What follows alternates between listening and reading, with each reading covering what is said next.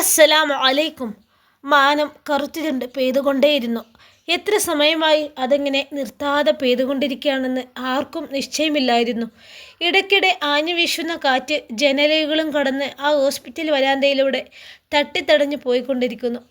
അതിനൊന്നും തണുപ്പിക്കാൻ സാധിക്കാത്ത വിധം 1, 2, 3 ഹൃദയങ്ങൾ ആ വരാന്തയിൽ മരവിച്ചു നിന്നു. അഹ്റാസ്! ലക്ഷ്മി ഡോക്ടറുടെ ശബ്ദം ഏതോ ഗുഹയിൽ നിന്നെന്ന പോലെ അവർ 3 പേരും കേട്ടു.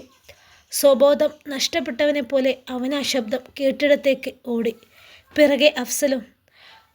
അഹ്റാസ്, ആൺകുഞ്ഞാണ്. തൻ്റെ കയ്യിലിരിക്കുന്ന കുഞ്ഞു മുഖത്തേക്ക് നോക്കി ലക്ഷ്മി ഡോക്ടർ പുഞ്ചിരിയോടെ പറഞ്ഞു. അതിവേഗം പിടിച്ചുകൊണ്ടിരിക്കുന്ന റാസിയുടെ ഹൃദയം ഒരു നിമിഷം നിലച്ചുപോയി.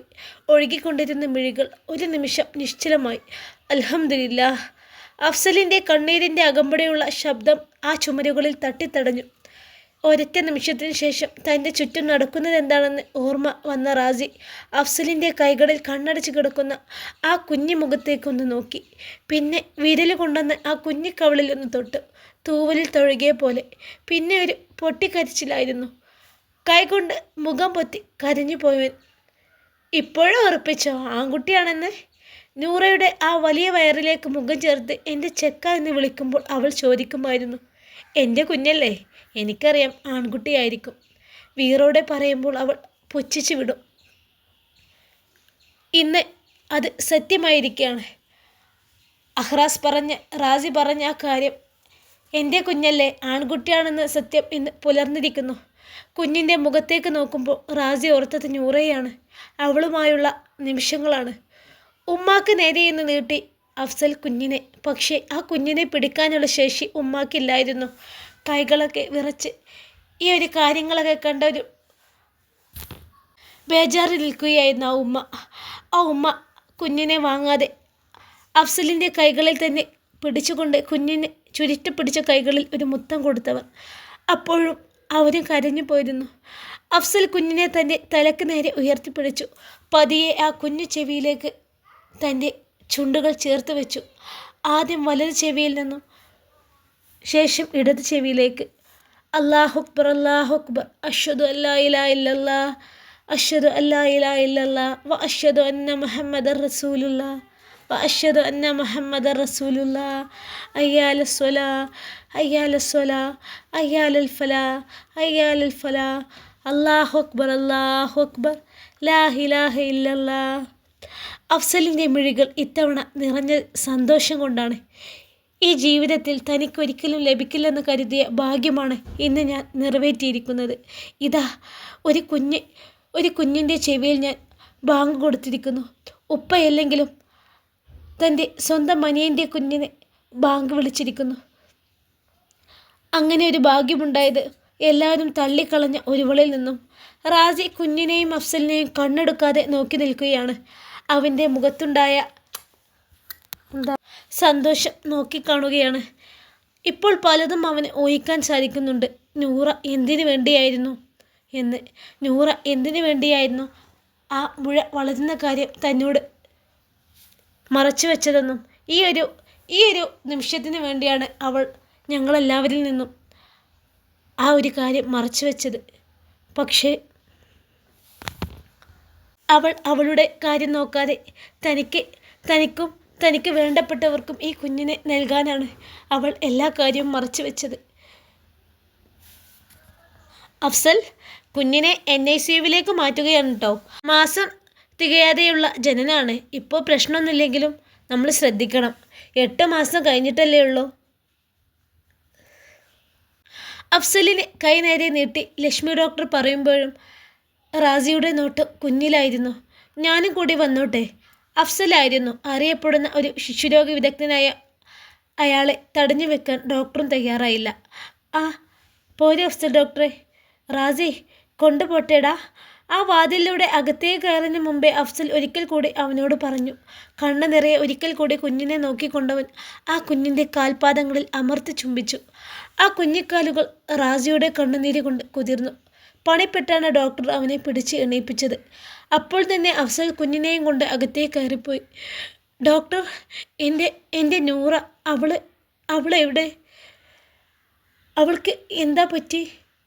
ഡോക്ടർക്ക് അവനെ നോക്കാനുള്ള ധൈര്യമില്ലായിരുന്നു. അവരെന്ന് ചിരിക്കാൻ ശ്രമിച്ചു, പരാജയപ്പെട്ടു. അവൻ്റെ ചുമലിൽ തട്ടിക്കൊണ്ട് ഒന്ന് നിശ്വസിച്ചു കൊണ്ടവർ അകത്തേക്ക് വളരെ വേഗത്തിൽ പോയി. റാജി ഒന്നും മനസ്സിലാവാതെ ആ വാതിലിന് മുന്നിൽ നിന്നു. മോനെ, നൂറ നൂറ നൂറക്ക് എന്താടാ? അവരൊന്നും പറഞ്ഞില്ലല്ലോ. അവനെന്താ ഒന്നും പറയാത്തത് മോനെ? എന്തെങ്കിലും എൻ്റെ കുട്ടിക്ക് പറ്റിയോ? പാവാണ് എൻ്റെ കുട്ടി. എൻ്റെ കുട്ടി ആഗ്രഹിച്ചൊരു കാര്യം നടന്നു. എൻ്റെ കുട്ടിക്കൊരാഗ്രഹമായിരുന്നു, ഒരു കുഞ്ഞിനെ തരണമെന്ന് നിനക്ക്. അതേതായാലും നടന്നു. എൻ്റെ കുട്ടീൻ്റെ കാര്യം അവരൊന്നും പറഞ്ഞില്ലല്ലോ മോനെ. ആ ഉമ്മക്കും അതായിരുന്നു അറിയേണ്ടത്. എനിക്കറിയില്ല ഉമ്മ, എനിക്കറിയില്ല ഇങ്ങനെ ഒരു അവസ്ഥയിലേക്ക് എന്നെ തള്ളി വിടാൻ അവൾക്ക് എങ്ങനെ സാധിച്ചു എന്ന്. അവളെ ഞാൻ സ്നേഹിച്ചിട്ടേ അല്ലേ ഉള്ളൂ ഉമ്മ. ഞാൻ അവളെ മാത്രമല്ലേ ഞാൻ സ്നേഹിച്ചിട്ടുള്ളൂ. പക്ഷേ അവൾ എന്നോട് മറച്ചു വെച്ചു. അവളില്ലാതെ എനിക്കെന്ത് കുഞ്ഞുമ്മ? അവളായിരുന്നു എൻ്റെ ലോകം. കയ്യിലേക്ക് തല താങ്ങിയവൻ അവിടെ കണ്ട കസേരയിലേക്ക് ഇരുന്നു. ജീവിതത്തിൽ ഏറ്റവും കൂടുതൽ സന്തോഷിക്കേണ്ട നിമിഷമായിരുന്നിട്ട് പോലും സന്തോഷിക്കാൻ അവർക്കാർക്കും സാധിക്കുന്നില്ല. ആ ഉമ്മക്കും സമാധാനിക്കാൻ സാധിക്കുന്നുണ്ടായിരുന്നില്ല. സ്വന്തം മോളെ കാര്യത്തിൽ ആ ഉമ്മ ഒരുപാട് ടെൻഷനായിരിക്കുമായിരുന്നു. എത്ര സമയം ആ ഇരുത്തം ഇരുന്നെന്ന് ഒരു ഊഹമില്ലായിരുന്നു. അന്തരീക്ഷം മൂടിക്കെട്ടിയിരുന്നെങ്കിലും മഴയ്ക്ക് അറുതിയുണ്ടായി.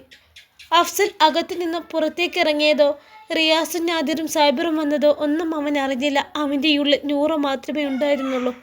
അവൾക്ക് ചുറ്റും അവൻ്റെ ചിന്തകൾ വട്ടമിട്ട് പറന്നു. റാജി എന്നവളുടെ ശബ്ദം മാത്രം മുഴങ്ങിക്കേട്ടു. അവൻ്റെ ഇടനെഞ്ചിൽ ഭാരമുള്ള എന്തോ ഒന്നിരുന്ന് കനത്തു. ശ്വാസം കിട്ടാതെ പിടഞ്ഞു. നോവ് താക്കാനാകാതെ അവൻ തളർന്നു. റാജി, നിന്നെ ഡോക്ടർ വിളിക്കുന്നുണ്ട്, വാ. അഫ്സൽ അവൻ്റെ ചുമലിൽ പിടിച്ചുലച്ചപ്പോഴാണ് ചുറ്റുമുള്ളവരെയൊക്കെ നോക്കുന്നത് പോലും. ഡോക്ടർ റൂമിലേക്ക് ചെല്ലാൻ പറഞ്ഞു. വാ, നമുക്ക് പോയി നോക്കാം. ഞാൻ ആദ്യം പറഞ്ഞത് അവൻ കേട്ടു കാണില്ലെന്ന് അഫ്സലിന് ഉറപ്പായിരുന്നു. തൻ്റെ കയ്യിലുണ്ടായിരുന്ന കർച്ചീഫ് എടുത്തുകൊണ്ട് അവന് നേരെ നീട്ടി. റാജി, എന്ന് സമാധാനിക്ക്. ഈ ടവല് കൊണ്ട് ആ മുഖക്കൊന്ന് തുടച്ചു വാ. ഡോക്ടർ വിളിക്കുന്നുണ്ട്, നമുക്ക് പോയി നോക്കാം. കുഞ്ഞിനെ ഞങ്ങൾ NICUയിൽ കിടത്തി. കുഞ്ഞിൻ്റെ ഒരു കുഴപ്പമില്ല.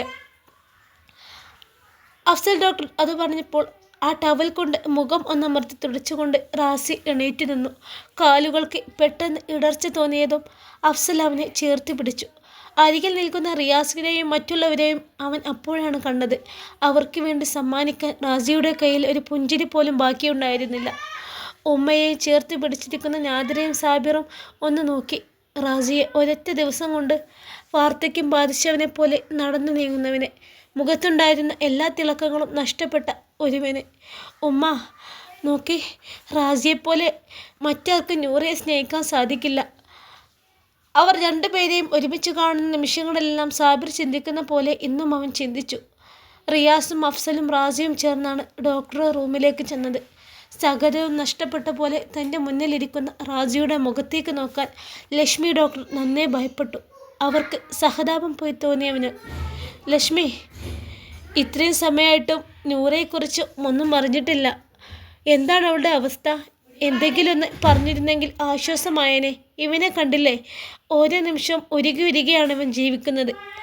അഫ്സലായിരുന്നു ലക്ഷ്മി ഡോക്ടറോട് അത് പറഞ്ഞത്. ലക്ഷ്മി ഡോക്ടറുടെ റൂമിൽ മറ്റു 2 ഡോക്ടർമാർ കൂടി ഉണ്ടായിരുന്നു. ഞാൻ നേരത്തെ പറഞ്ഞല്ലോ അഫ്സലെ, നൂറയുടെ ഗർഭപാത്രത്തിൽ വളർന്ന ഒരു മുഴ കാരണമാണ് അവൾ ഈ അവസ്ഥയിലെത്തിയതെന്ന്. വളരെ സ്വാഭാവികമായി കാണപ്പെടുന്ന, അതുകൊണ്ട് മറ്റു പ്രശ്നങ്ങളൊന്നും ഉണ്ടാക്കാറില്ലായിരുന്നു. പക്ഷേ നൂറയുടെ കാര്യത്തിൽ ഇവിടെ പിഴച്ചുപോയി അഫ്സൽ. ദിവസം പ്രതി അത് വളർന്നുകൊണ്ടേയിരിക്കുകയായിരുന്നു. നേരത്തെ അതിനുള്ള ചാൻസ് ഞാൻ പറഞ്ഞതാണ് അവളോട്. അവൾ റിപ്പോർട്ടൊക്കെ വായിച്ച് മനസ്സിലാക്കിയെടുത്തതാണ്. കുഞ്ഞിനെ ഉപേക്ഷിച്ച് അവളെ രക്ഷപ്പെടുത്തി എടുക്കാതെ ഇരിക്കാൻ വേണ്ടി അവളത് മറച്ചു വെക്കാൻ അപേക്ഷിച്ചു. ഞാൻ ചെയ്തത് തെറ്റാണ്. ഒരിക്കലും ഞാൻ അങ്ങനെ മറച്ചു വെക്കാൻ പാടില്ലായിരുന്നു. പക്ഷേ അവളുടെ മുന്നിൽ ഞാൻ തോറ്റുപോയി അഫ്സൽ. അവൾക്ക് ചിലപ്പോൾ വിശ്വാസം ഉണ്ടായിരിക്കാം 2 പേർക്കും ഒന്നും സംഭവിക്കില്ലെന്ന്. പക്ഷേ ആ മുഴ ഗർഭപാത്രത്തിൽ ഉൾക്കൊള്ളാനാവാതെ ബ്ലീഡിങ് തുടങ്ങി. അത് ഞാൻ പ്രതീക്ഷിച്ചതിനേക്കാൾ തീവ്രമായി പോയി. എനിക്കെന്ത് സംഭവിച്ചാലും കുഞ്ഞിനെ ഒന്നും സംഭവിക്കരുത്. കുഞ്ഞിനെ രക്ഷിക്കാൻ ശ്രമിക്കണം. അനസ്തേഷ്യ കൊടുത്ത് അവസാനം അവളുടെ ബോധം അറിയുന്നത് അവൾ ആ സമയവും അവസാന നിമിഷവും അവൾ അതാണ് പറഞ്ഞത്. എനിക്കെന്ത് സംഭവിച്ചാലും കുഞ്ഞിനൊന്നും സംഭവിക്കരുതെന്ന്, കുഞ്ഞിനെ നിങ്ങൾ രക്ഷിക്കാൻ ശ്രമിക്കണമെന്ന്. ഞങ്ങളുടെയും ആദ്യ പരിഗണന കുഞ്ഞിന് തന്നെയായിരുന്നു. അവനെ ആ ഗർഭപാത്രത്തിൽ കിടന്ന് ശ്വാസം മുട്ടുകയായിരുന്നു. നൂറ ദൈവത്തോട് കുഞ്ഞിന് വേണ്ടി മാത്രം പ്രാർത്ഥിച്ചത് കൊണ്ടാവണം അവനെ ആരോഗ്യത്തോടെ നമുക്ക് ലഭിച്ചത്. കുഞ്ഞിനെ രക്ഷപ്പെടുത്തി എടുത്ത ഉടനെ തന്നെ ഗർഭാശയം മുഴുവൻ നീക്കം ചെയ്തു. പക്ഷേ അനിയന്ത്രിതമായ ബ്ലീഡിങ് കാരണം ഗർഭപാത്രമടക്കം നമുക്ക് നീക്കം ചെയ്യേണ്ടി വന്നു. അത്രയും പറഞ്ഞുകൊണ്ട് ലക്ഷ്മി ഡോക്ടർ റാസിയാണ് നോക്കിയത്. അവൻ ഇതൊക്കെ കേട്ട് തല താഴ്ത്തിയിരുന്നു. ഇപ്പോഴും അവളെ ബ്ലീഡിങ് പൂർണ്ണമായും നിലച്ചിട്ടില്ല, ബോധവും വന്നിട്ടില്ല. ആവശ്യമുള്ള ബ്ലഡ് കൊടുക്കുന്നുണ്ട്. നല്ലത് മാത്രം സംഭവിക്കുമെന്ന് നമുക്ക് പ്രതീക്ഷിക്കാം. നമുക്കെല്ലാവർക്കും പ്രാർത്ഥിക്കാം. അത്രേ കഴിയുള്ളൂ. അല്ലാതെ ഒന്നും കഴിയില്ല. ഞാൻ ആദ്യമേ പറഞ്ഞില്ലേ ഡോക്ടർ ഡോക്ടർ എനിക്ക് അവളെ ഒന്ന് കാണാൻ സാധിക്കുമോ ഡോക്ടർ? അവിടെ പറഞ്ഞത് മുഴുവനും അവൻ കേട്ടോ എന്ന് പോലും സംശയമാണ്. അവന് അവളെ ഒന്ന് കണ്ടാൽ മാത്രം മതിയായിരുന്നു. നിയന്ത്രണമില്ലാതെ മിടിക്കുന്ന തൻ്റെ ഹൃദയത്തെ വരുതിയിലാക്കാൻ അത് വേണ്ടി വരുമെന്ന് അവനറിയാമായിരുന്നു. കാണാം റാജി, നിനക്ക് കാണിച്ചു തരാം. പക്ഷേ അതിനു മുമ്പ് കുറച്ച് കാര്യങ്ങൾ കൂടി പറയാനുണ്ട്. തൻ്റെ അടുത്തിരിക്കുന്ന ഡോക്ടറെ ഒന്ന് നോക്കി ബാക്കി പറയാൻ ലക്ഷ്മി ഡോക്ടർ നിർബന്ധിച്ചു. ആ ഡോക്ടറാണെങ്കിലോ അടുത്തുള്ള ബെൽ ബട്ടണിൽ പ്രസ് ചെയ്തു. അത് കേൾക്കാൻ കാത്തിരിക്കുന്ന പോലെ നേഴ്സ് ഒരു ട്രെയിൻ കയ്യിൽ പിടിച്ച് അകത്തേക്ക് വരുന്നത് 3 പേരും കണ്ടു. രക്തം കണ്ടുപിടിച്ച് ഒരു ഫുട്ബോൾ പോലെ ഉരുണ്ടൊരു സാധനം, കൂടെ ചെറിയ ചെറിയ ബോളുകൾ പോലെ വീണ്ടും കുറച്ചെണ്ണം. റാസിയും റിയാസും ഒരു പ്രാവശ്യമേ അതിലേക്ക് നോക്കിയുള്ളൂ. ഒരിക്കൽ കൂടി അവർക്ക് അതിലേക്ക് നോക്കാൻ ധൈര്യമുണ്ടായില്ല. ഇതെല്ലാം നൂറയുടെ ഗർഭപാത്രത്തിലുണ്ടായിരുന്ന മുഴകളാണ്. ഇതെല്ലാം കൂടി അവൾ ഇത്രയും കാലം എങ്ങനെ സർവൈവ് ചെയ്തു എന്നാണ് അത്ഭുതം. ദൈവത്തിൻ്റെ അനുഗ്രഹം എന്നല്ലാതെ ഒന്നും പറയാൻ പറ്റില്ല. ഒരു കാര്യം പറയാനുള്ളത് എന്താണെന്ന് വെച്ചാൽ ഇതെല്ലാം കൂടി ഒന്ന് ബയോപ്സി ചെയ്യാൻ വേണ്ടി അയക്കുകയാണ്. ഇത് സാധാരണ ആണെങ്കിൽ കൂടി നൂറയുടെ കാര്യത്തിൽ അത് നിർബന്ധമാണ്. കാരണം ഒരുപാടുണ്ടായതുകൊണ്ട്. നമുക്ക് പ്രാർത്ഥിക്കാം. അല്ലെങ്കിൽ പാതി തളർന്ന റാജിക്ക് അതുകൂടി കേൾക്കാനുള്ള ത്രാണിയുണ്ടായിരുന്നില്ല. ഈ നിമിഷം മരിച്ചു പോയിരുന്നെങ്കിൽ അവൻ അതിയായി ആഗ്രഹിച്ചു. ഇനിയും മുഴുകാൻ കണ്ണുനീരിൽ നിന്ന പോലെ മിഴികൾ മടിച്ചു നിന്നു. ഡോക്ടർ, അവസാന പ്രതീക്ഷ എന്ന പോലെ അവൻ ആ ഡോക്ടർമാർക്ക് മുന്നിൽ കൈകൂപ്പി നിന്നു. പ്രാർത്ഥിക്കാം റാജി, അതിൽ കൂടുതലൊന്നും ആർക്കും ഒന്നും ചെയ്യാൻ പറ്റില്ല. നമുക്കെല്ലാവർക്കും പ്രാർത്ഥിക്കാം. അവിടെ പറഞ്ഞതൊന്നും റാജിക്ക് കേൾക്കേണ്ടിയിരുന്നില്ല. അവൻ്റെ മനസ്സിൽ ഈ നിമിഷം നൂറയെ കാണണമെന്ന് മാത്രമായിരുന്നു. അല്ലെങ്കിൽ ഈ മിടിച്ചുകൊണ്ടിരിക്കുന്ന ഹൃദയം പെട്ടെന്ന് നിലച്ചു പോകുമോ എന്നവൻ ഭയപ്പെട്ടു. ലക്ഷ്മി ഡോക്ടർ ബാക്കി പറയുന്നത് പോലും കേൾക്കാതെ റാജി പുറത്തേക്കിറങ്ങി. അവൻ എവിടെയെങ്കിലും വീണു പോകുമോ എന്ന് ഭയപ്പെട്ട് റിയാസും. ഇനി എന്തൊക്കെയോ കേൾക്കാനുള്ളത് കൊണ്ട് മാത്രം അഫ്സൽ ലക്ഷ്മി ഡോക്ടർക്ക് മുന്നിൽ ഇരുന്നു. നിലം തൊടാതെ നടക്കുന്ന റാജിക്ക് പിന്നാലെ എത്തിച്ചേരാൻ റിയാസ് നന്നേ പാടുപെട്ടു. അവൻ്റെ കാലടികൾ നിലച്ചത് ICUവിന് മുന്നിലാണ്. റിയാസ് എത്തുന്നതിന് മുമ്പേ തന്നെ റാജി അതിനുള്ളിലേക്ക് കയറിപ്പോയിരുന്നു. റിയാസ് അവിടെ കണ്ടൊരു കസേരയിൽ തളർന്നിരുന്നു. പാവം, വർഷങ്ങളോളമായി അവളുടെ ഗർഭപാത്രത്തിൽ ഈ മുഴ വളരാൻ തുടങ്ങിയിട്ട്. മാസാമാസം ഉണ്ടാവുന്ന വേദനകൾ അവൾ നിസ്സാരമായി തള്ളിക്കളഞ്ഞു. ഒരിക്കലെങ്കിലും ശ്രദ്ധിച്ചിരുന്നുവെങ്കിൽ ഇത്രയും ഭീകരമാവില്ലായിരുന്നു അവളുടെ അവസ്ഥ. ലക്ഷ്മി ഡോക്ടർ പറഞ്ഞ വാചകങ്ങൾ റിയാസിൻ്റെ ചെവിയിൽ വീണ്ടും വീണ്ടും പന്ത് പതിച്ചു. വീട്ടിലെ ഓരോരുത്തരുടെയും കാര്യം അവൾ എത്ര ശ്രദ്ധയോടാണ് കൈകാര്യം ചെയ്തിട്ടുള്ളത്. അവളെ ഞങ്ങളാരും ശ്രദ്ധിക്കാതെ പോയല്ലോ. റിയാസിൻ്റെ ഹൃദയം കുറ്റബോധത്തോടെ ഓർത്തുകൊണ്ടേയിരുന്നു. ആ ഓർമ്മയിലെല്ലാം റിയാസിന് തളർച്ച തോന്നി. അവൾക്ക് എപ്പോഴും എല്ലാ മാസവും ബ്ലീഡിങ് ഉണ്ടായിരുന്നു. എപ്പോഴും ഉമ്മ അത് പറയാറുണ്ട്. ഉമ്മ എപ്പോഴും പറയും ഡോക്ടറെ അടുത്ത് പോയിക്കോ പോളേന്ന്. പക്ഷേ വേറെ ആരും അവളെ നിർബന്ധിച്ചതുമില്ല. അവളത് നിസ്സാരമായിട്ട് തള്ളിക്കളഞ്ഞു.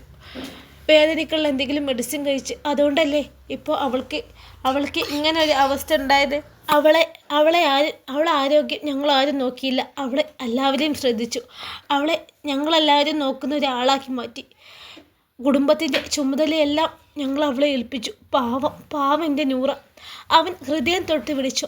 അല്ലെങ്കിലും നമ്മളെ പരിഗണിക്കുകയും സ്നേഹിക്കുകയും ചെയ്യുന്നവരെ തിരിച്ച് നമ്മൾ പരിഗണിക്കാറില്ലല്ലോ.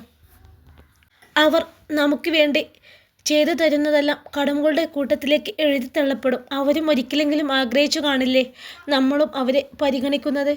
ആഗ്രഹിച്ചു കാണും. എൻ്റെ നൂറയും അത് ആഗ്രഹിച്ചു കാണും. പക്ഷേ അവൾ പറയാഞ്ഞിട്ടാ. അവളൊന്നും അവളുടെ ആഗ്രഹങ്ങൾ ഞങ്ങളോട് ആരോടും പറഞ്ഞിട്ടില്ല. ഞങ്ങളാരും അത് കേൾക്കാനും ശ്രമിച്ചിട്ടില്ല. പാവം പാവം എൻ്റെ നൂറ. റബ്ബേ, ഞാനൊക്കെ ഇന്ന് എണീറ്റ് നടക്കാൻ കാരണം എൻ്റെ നൂറയാണ്. ഞാനിന്ന് ഇങ്ങനെ ജീവിക്കുന്നുണ്ടെങ്കിൽ അതിൻ്റെ കാരണക്കാരിയൊക്കെ നൂറയാണ്.